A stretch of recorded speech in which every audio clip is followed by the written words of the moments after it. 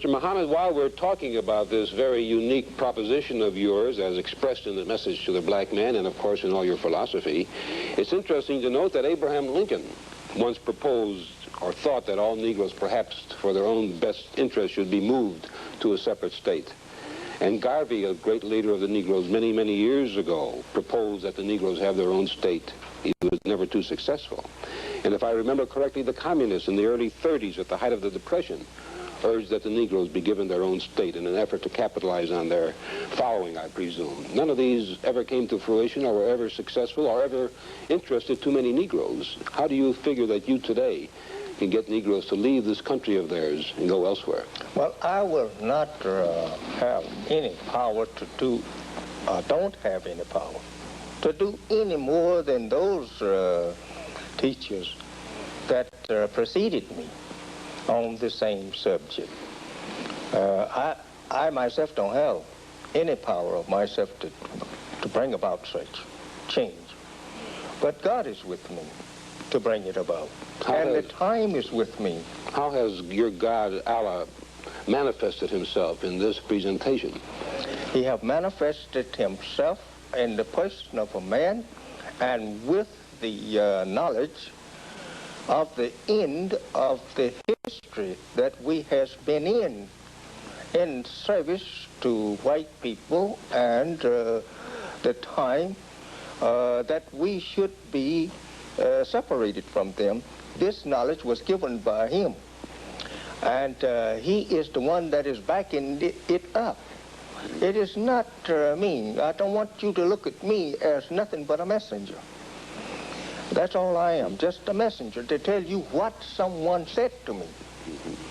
This that I have said to you concerning the separation, it is not, say, contrary to prophecy, the sayings of the prophets concerning a separation of the slave and his master.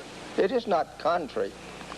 But where I comes in at there of asking you if you would like to do something for yourself and admitting this justice from yourself, as this is nothing but justice, to give the slaves something to go with if you have freedom. That America has never done for us. Our parents was never given anything to go for self. Now, the time have come that God himself will intervene to separate the so-called Negro or the lost members of their people, the black nation of the earth, from their once slave masters. This is the time, according to the prophetic sayings and writings of prophets, that we must be separated. I just want to ask you one question along the separation theory before we move on. There are approximately 22 million Negroes in the United States. Yes. There's an estimated 100,000 members of these who belong to your sect. Now, how can you expect 100,000 to dominate 22 million who don't feel the same way that you do? Oh, Mr. Cups, the number doesn't mean anything. We have history dating back that just less people than that. Even the people that dominated in the world today, your own race, they was not started with even 100,000. Only 59,000 was used to make your own world. It don't make any difference about the number. It's only the one that believing in the honest about accomplishing the aim and the purpose. If you had your choice of territory in this country, where would you select? Well, I'm not saying, as I have said time and again, I will not say where I would like to have a room in your house before ever you are willing to give me a room there. Mr. Muhammad, in your book, you also say that war between the non-whites and the whites is inevitable. If you will permit me, Mr. Cup, I would like to go back here to this separation again. All right.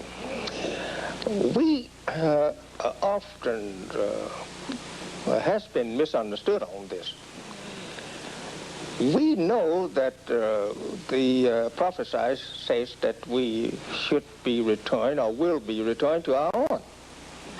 But I have said here in this book, and almost weekly I'm saying something about it, that if America wants to ease their troubles, as this is the trouble that she is confronted with, it is her slave. I don't care what someone might say or may say about the problem, but the problem of America, it is her slave. And the solution has been given.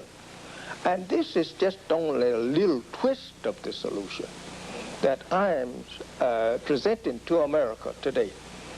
That instead of all of this, I would say, mistreating the poor man, crying out today for more justice and better justice, better recognition, put him over here in some place. You have a house big enough to do so. Put him over here someplace to himself, regardless to what he say. You knows the truth. You know that he should be somewhere to himself, because you will never agree to all that he demands you of.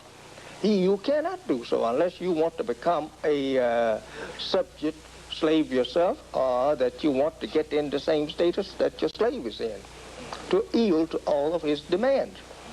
That is trying to respect a once slave as your equal. You can't do that and keep your respect in the world of civilized nation.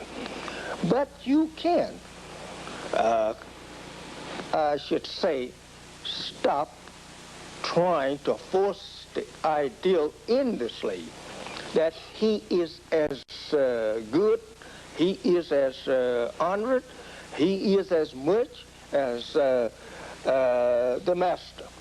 This cannot be accepted as true, even from the master. Would you by deny? Just giving, if you will just permit me, I will give you a chance then. By giving him a chance to sit in the house with you and talk with you and your family, or even marry your sons and daughters, that's not yet making him your equal. Or to prepare in your laboratories jobs for him, factories, build factories to give him a job, keep him at work. That is not making him your equal yet. He's still unequal. And it's a real ignorant thing to say he's my equal because I give him social status with me. This is bad on the white man's part, even to offer his slave integration in marriage, intermarriage. It only makes him worse in the eyes of the world, and his intelligence is now has been, I would say, lost, and his decency of his society is lost, even by just offering the slave such opportunity.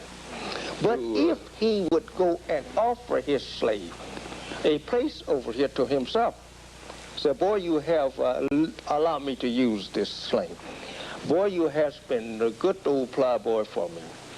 Now I'm going to let you plow for yourself. Here's a mule, here's a plow. I will furnish you plow tools until that you are able to pay for them or make them yourself. You don't think that the white man really thinks of the Negro as boy anymore, that this era has allow me so to many use years the word, ago? but he still calls them boys in many parts of the country. You still refuse to acknowledge, though, that the tremendous progress of any number of Negroes in all the arts, in all the political world, in all the sports world, in the entertainment world, in education, these people are not the equal of the whites with their tremendous success? Well, if he has made progress in the way of civilization for the white man, or in the civilization of the white man, well, why object then to him doing this for himself? Let him make a way now for himself. But don't you feel, Mr. Muhammad, that this success is generated among the Negro youth who look up to these people as idols? And they themselves take a place in society as successful people, inspired by their own people who have made successes? Until he learned the truth. When he learned the truth of himself and of those who that he's worshiping, then he will go for himself, as I have the spirit to go for myself. I don't want to be a slave for you. I don't want you to use me as a servant. I want to be my independent self. I want some of this earth for my people like you. You came here and taken it by the knowledge and power of your own fathers from the Indian, and you made a great country out of it.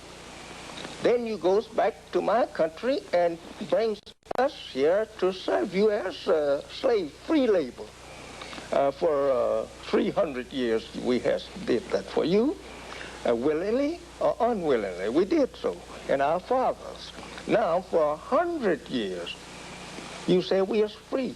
And 100 years we are not free.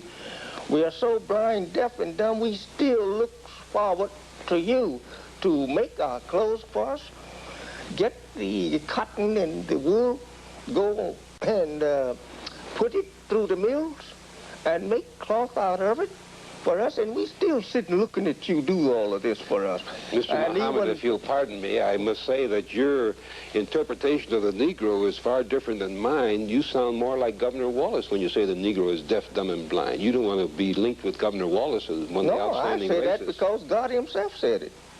It's written in the Bible and Quran. Wallace didn't write this. No, but he announces and he enunciates the same principles that you're enunciating. Well, that the Negro is dumb. Well, not he's saying what God in the Bible say. Well, Your Bible said that we are blind, deaf, and dumb, and even dead. Well, many people certainly will disagree with anything that the Wallace they disagree with God and the prophets then. Only in your Bible, not in any other Bible. It's in your Bible. That the Negro is dumb and blind? I got mine from you. We'll have to pause for a moment, Mr. Muhammad, for a message, and we'll be right back.